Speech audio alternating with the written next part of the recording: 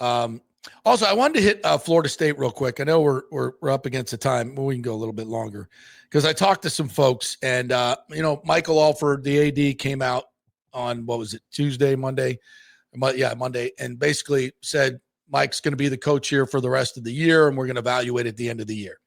And everybody took that to like, oh my God, Alford doesn't know what the fuck he's doing. Jesus, how do you not fire this guy right now? He's got to go. He knows that. Mike Norvell is no longer going to be the coach here. There's nothing that Mike can do to save his job. Well, you run the table and beat Florida by 60, maybe, but that ain't happening, as we all know. You can't beat Stanford. You can't be at a beat up Stanford team. You suck. You're awful. They know it. He's not going to be the coach here. Now, if they keep him through the season, they can save significant money. I don't know what that number is exactly. I've been told $10 to $15 million. If you keep him and the staff, you got to remember the staff as well. That's less buyouts for everybody. And I've been told that you could save $10 to $15 million. I don't know exactly if that's true, but obviously you can save significant amounts of money, especially when your coach makes $9 million a year, or maybe I think he makes $11 million a year. So you can save significant money if you wait. If you fire him, and by the way, you don't have to wait to start filling his position. You can start talking to anybody you want to talk to and start filling. And if you don't think Mike Alford's doing that, you don't know what's going on. Trust me. He can't say it publicly. Publicly you have to, like Scott Strickland told ESPN or told the SEC Network, told Dave Neal that there was no meeting of boosters to fire Billy Napier. That did not happen. And Dave's just reporting what he's told. He has to ask the question. He has to get it in. And Scott Strickland said, no, none of that happened. They win the game and he's fired. Of course it happened. Of course it happened. He lied to everybody because that's what you have to do. You have a game to play. You're not going to fire the coach right before the game and say, go coach the game. You have to, this is all a political game. It's all you got to, it's like having a press conference before the draft with the GM. Yeah. Come on. It's lying season. And Michael Alford is not sitting here thinking, okay, we're going to keep Mike Norvell. No, I don't believe that. I don't know that. He has not told me that personally, but I don't believe it. I know Michael Alford, and he's not an idiot. And I know a lot, and I've spoken to some big money people that support this program, and Mike is done. He's done. So, by the way, immediately after the JP Peterson show, you can go to fanstreamsports.com and get a taste of this little piece of work right here. If you are truly interested in this topic. Well, you're going to have to update it with my quotes, okay? Because Mike is not. He's done. And this is the old public vote of confidence, but he's done. And they're working on what's next.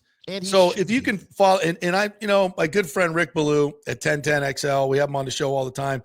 He posted something last night, and I love Rick like a brother. We worked together at Doc Sports Bar, and I just disagreed with him because he was going after Alford and saying that, how did he let Sexton take advantage of him with this ridiculous buyout? Come on now, bro. That's the way we all know these ADs have no leverage whatsoever. If you have a 13-0 season and Alabama's coming after your coach with all guns a-blazing, you got it. And Sexton is working that angle with his other client, DeBoer. So I think Norvell was Alabama's first choice. I have a lot of information that confirms that, but I don't know for sure. I know this. Wishes that he went. I know this, that Sexton made everybody believe that Alabama wanted him. So what choice do you have? You're going to you're going to let your coach go or take the risk of losing your coach that just took you to 13-0? Then you really look like an idiot. So number one, he had no leverage over that contract. You got to take what they just go look at everybody, all these other Sexton contracts, Jimbo Fisher's, all of them. It's the same shit. They've got no leverage. So I don't know how you can blame him for that. You wanted to blame him for the Orange Bowl debacle. Well, I'm sorry. Your coach has to rally the troops. What's an AD going to do about that? Your coach is the one who has to go to the players and say, look, they screwed us. Now let's go beat Georgia. And let's everybody get on board. Nobody wanted to do it because they didn't trust the coach. They weren't loyal to him. And if yesterday, a couple of former players wrote on Twitter about how Norvell, and I've talked about this over the years, how Norvell would go out and get these transfers to come in and move them right ahead of the depth chart, the guys that have already been there for 2 years. Yeah. How do you build loyalty on a team when Lawrence Toafili has busted his ass through all the shit and taken a ton of abuse, and you bring in Roydell Williams and put him right atop the depth chart, make him number one?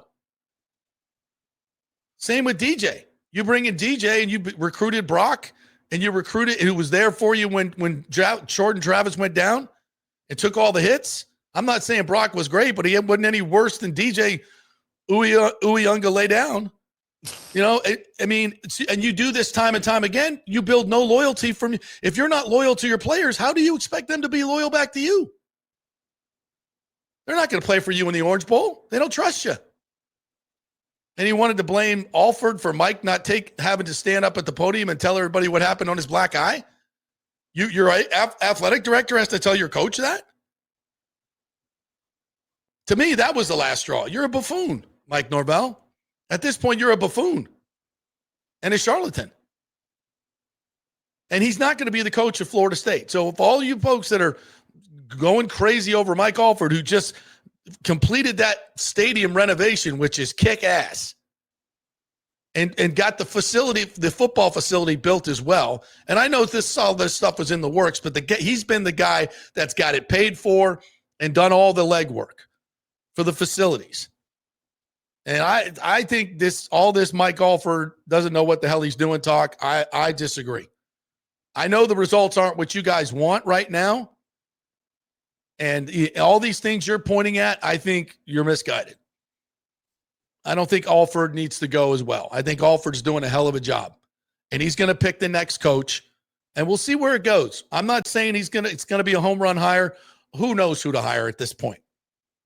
But I know this. Well, I don't know this, but I've been told by a very, very good source, and I haven't corroborated it yet, so I'm just going to tell you this, that there could be a naming rights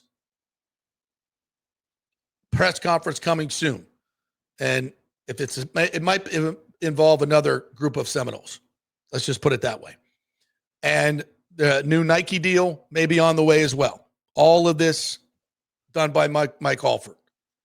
Create revenue. He also was the one that spearheaded the lawsuit, which was very unpopular, but the right thing to do. A 100% right thing to do, and he had the balls to do it and see it through. So go up against all of his brethren, all of his AD buddies, and their conference. You think that was easy to do? You think that was easy to do? No, but it was the right thing to do. It was the absolute right thing to do for Florida State University. So piling on A.D. Alford, I think, is really misguided right now. Totally misguided. I think he's doing a hell of a job. And if he finds the right guy, listen, I would go hire James Franklin tomorrow and just say Mike's going to coach the rest of the season and you save the money, whatever it is, and then move forward with James Franklin. I think that would be, I don't know. Listen, I know his record against bad teams. Up against great teams. I get it. It took Bobby Bowden 17 years to win his first national championship. 17 years. Okay? So if Franklin is at 53, still learning. Hell, Todd Bowles at 62 is still learning and becoming a better coach. I know this. He's a program builder. He sets a culture. He recruits his ass off. All things Mike Norvell never did. So I don't know.